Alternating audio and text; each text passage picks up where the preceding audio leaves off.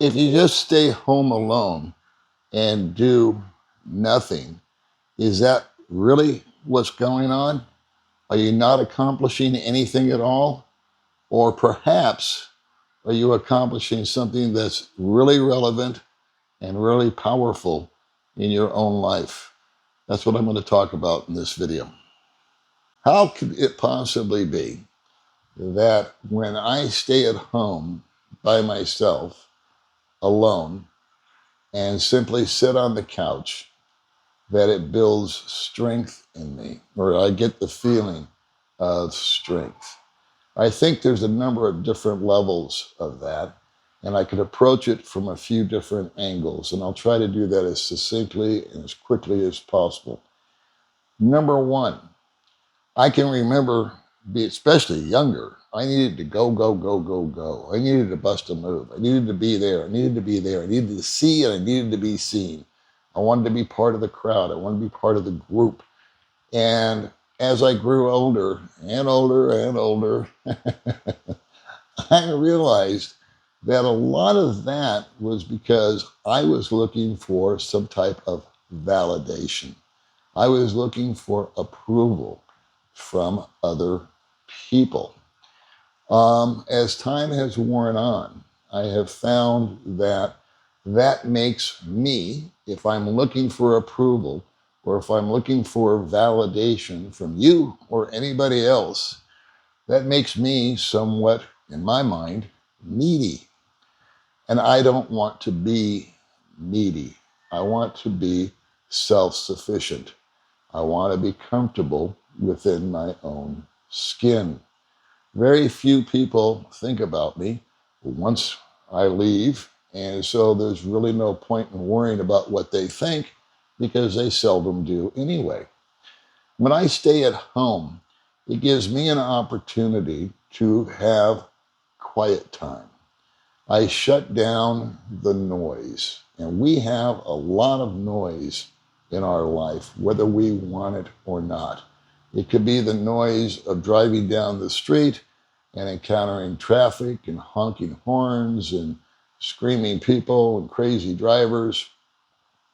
It could be the noise that goes on when you enter into a crowded arena or restaurant or any other place where there's a social gathering, a party. And sometimes the noise is upbeat and happy, and you kind of groove with it. You just move into it, and you start to pick up on that vibe. But that's far and few between.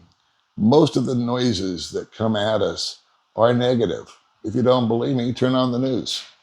I was watching the news one day. All I saw in my home country, America, was political dissension, people arguing, all these talking heads in these little boxes yelling at one another about what this problem is, and this group did this, and this guy did that.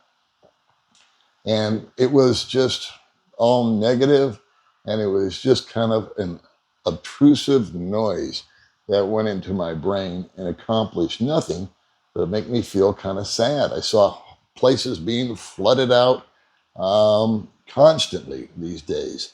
There's some poor town in America that's being flooded, or there's an earthquake or a plane crash. And I have no power to change any of those things. And it seems to be just so much more negative than positive. I have learned that when I come home at night, I just want to relax.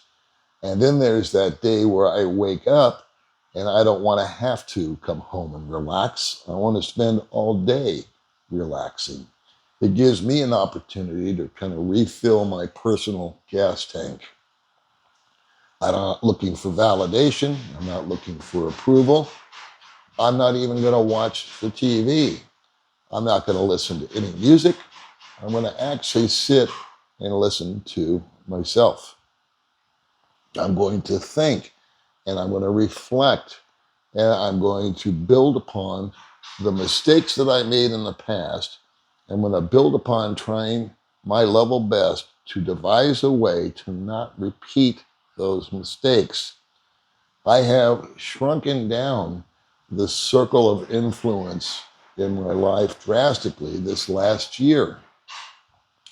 I have found that when I meet people, um, in my circumstance, many people, and this is going to happen in your life, I'm sure also, people meet you not because they want to meet you, it's because they have an agenda. Many people that you meet and that I meet, they want something from you. They want to take something from you. They want you to give them something. Could be advice, could be money, it could be any number of things. I find it, I take respite in staying home and not meeting with anyone because now nothing's being taken. And all I'm doing is giving myself some quiet time, some peace of mind. I can plan in my head about the future. I can think about where I want to go. I can kind of do a mental schedule inside of my own mind. By narrowing down the amount of people that I let into my world, has eliminated those that have brought nothing but negativity or an agenda or an attitude that I really don't need to spend my time on. My time is better spent home alone, where I can kind of refill the vessel, I can refuel and the gas tank. It allows my body to rest. It allows my mind to wander. And some of the most extraordinary thoughts come into my head when there's no outside interference. And I can ponder big questions.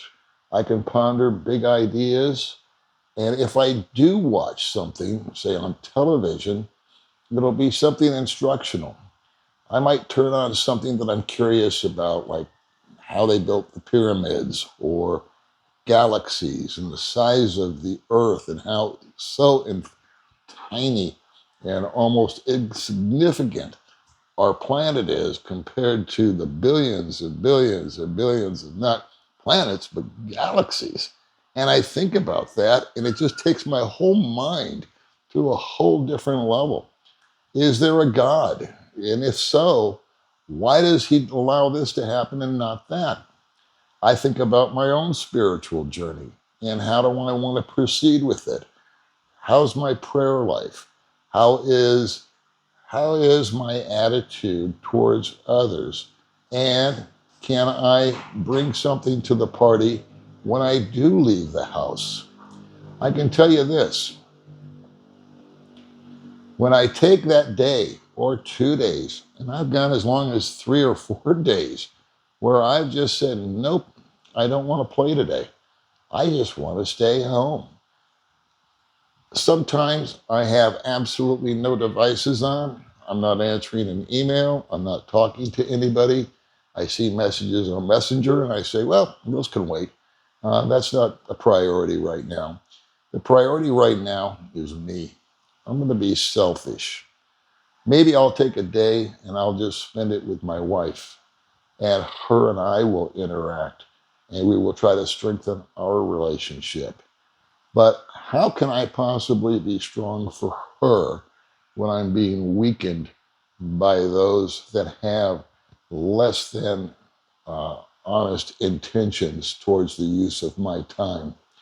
So I have found that when I reflect back on my first days here in the Philippines, I knew nobody and I was fine. And as time went on, I got to know a whole lot of people.